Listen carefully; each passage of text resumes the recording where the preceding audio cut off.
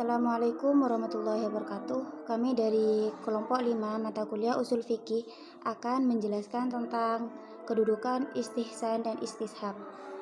Pengertian istihsan itu sendiri menurut bahasa Arab dapat diartikan sebagai suatu pengertian bahwa untuk menganggap sesuatu itu baik atau bagusnya. Sedangkan menurut istilah istihsan yaitu bahwa seseorang mujtahid mestinya menetapkan suatu hukum dengan berpedoman terhadap dalil yang ada dan bersifat umum. Maka dalam menetapkan suatu hukum tersebut tidak hanya berpedoman terhadap dalil umum yang ada saja, akan tetapi menggunakan suatu kemaslahatan atau kepentingan yang bersifat khusus.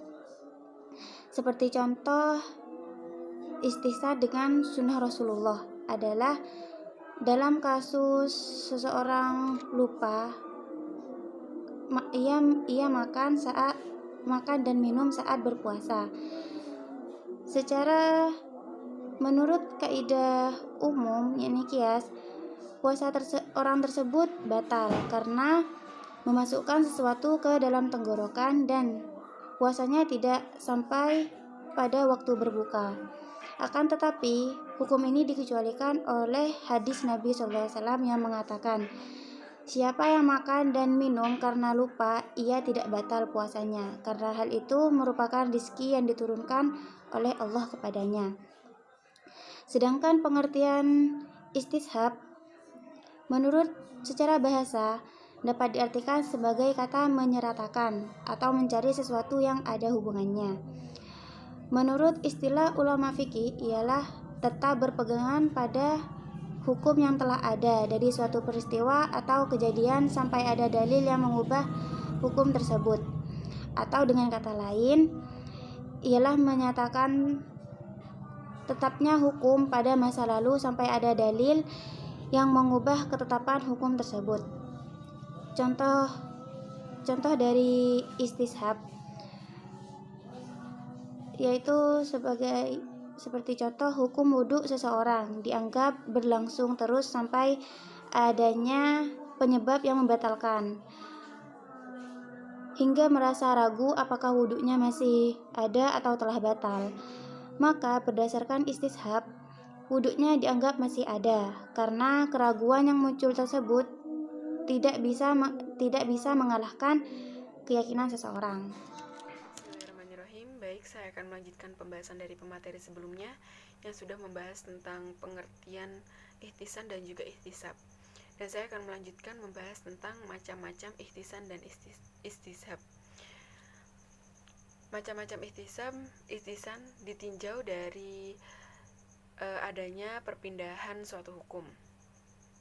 Bahwa kata istihsan ini juga terbagi dari berbagai macam yang menurut para ulama Hanafiyah dan juga Malikiyah.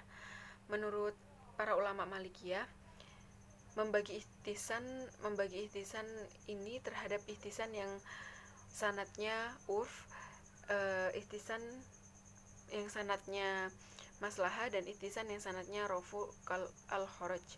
Sedangkan menurut ulama Hanafiyah, istilah ihtisan adalah suatu berpindahnya suatu hukum dari qiyas johir kepada qiyas kafi.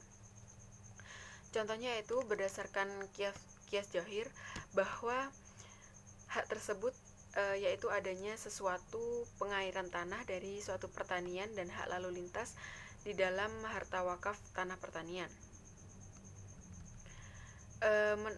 Dan menurut qiyas kafi bahwa wakaf tersebut juga tidak bisa dipersamakan dengan ijarah atau sewa menyewa, sebab yang tujuannya sama, yaitu untuk mengambil suatu manfaat barang yang bukan miliknya sendiri. Yang kedua yaitu berpindahnya suatu hukum yang ditetapkan oleh nas yang umum kepada yang khusus. Contohnya yaitu terhadap kasus pencurian pada musim kelaparan, yaitu yang berdasarkan nas yang umum bahwa telah dijelaskan dalam surah Al-Maidah ayat 38 bahwa pencuri laki-laki dan pencuri perempuan hendaklah dipotong tangannya. Jadi dari pembahasan ayat tersebut, maka pencuri laki-laki maupun perempuan yang telah melakukan hal tersebut, maka harus menerima resikonya, yaitu dipotong tangannya. Akan tetapi Umar bin Khattab tidak melakukan hal tersebut, maka demikian pula halnya di dalam suatu pembagian zakat bagi seorang yang mu'alaf.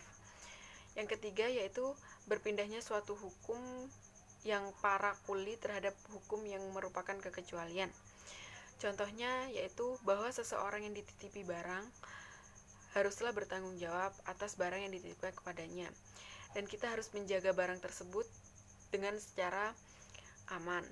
Jika yang menitipkan meninggal dunia, maka orang yang dititipi barang tersebut harus mengganti barang yang dititipinya tersebut. Dan selanjutnya yaitu macam-macam ihtisab. Jadi menurut Syekh Wahab Juhaili yang membagi dalam membagi dalam 5 hal. Di antaranya itu adalah dalam meneruskan pemberlakuan hukum asal dari sesuatu yang mubah dalam hal-hal yang belum ada pada dalil yang mengharamkannya. Dan yang kedua itu meneruskan suatu pemberlakuan adanya hukum umum sampai hal tersebut adanya suatu dalil yang mengkhususkan. Yang ketiga yaitu meneruskan suatu pemberlakuan yang telah ditunjukkan oleh akal dan syarok tentang tetap atau tidaknya berlanjutnya pemberlakuan tersebut. Dan yang keempat yaitu mengukuhkannya suatu pemberlakuan yang prinsip yang tidak ada menurut asalnya dan yang tidak diketahui oleh akal dalam hukum syariat.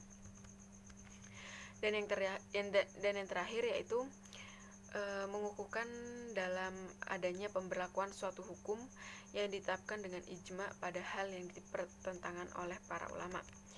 Sedangkan menurut Syekh Muhammad Abu, bahwa istihab yaitu yang didasarkan atas adanya suatu prinsip bahwa pada dasarnya manusia itu termasuk bebas dari suatu beban sampai adanya dalil yang merubah status tersebut. Sekian dari saya.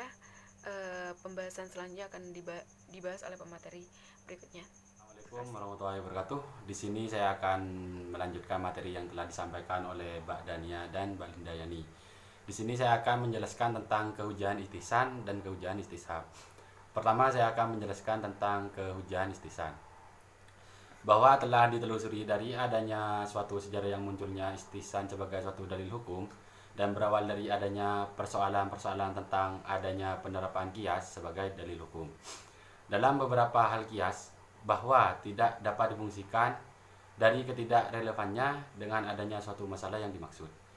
Menurut mazhab Maliki, bahwa dalam konsep dasar ihtisan yaitu adanya suatu pemberlakuan terdapat dua dalil yang saling berkontroversi. Yang kedua, kehujahan istishab. Jadi, istishab adalah suatu karir dalil syara yang dijadikannya tempat kembali peramuh tajid.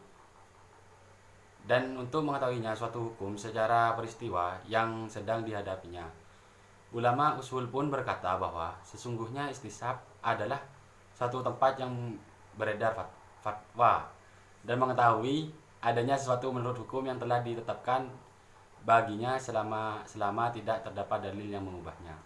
Sekian, terima kasih. Materi yang saya sampaikan kurang lebihnya mohon maaf. Assalamualaikum warahmatullahi wabarakatuh.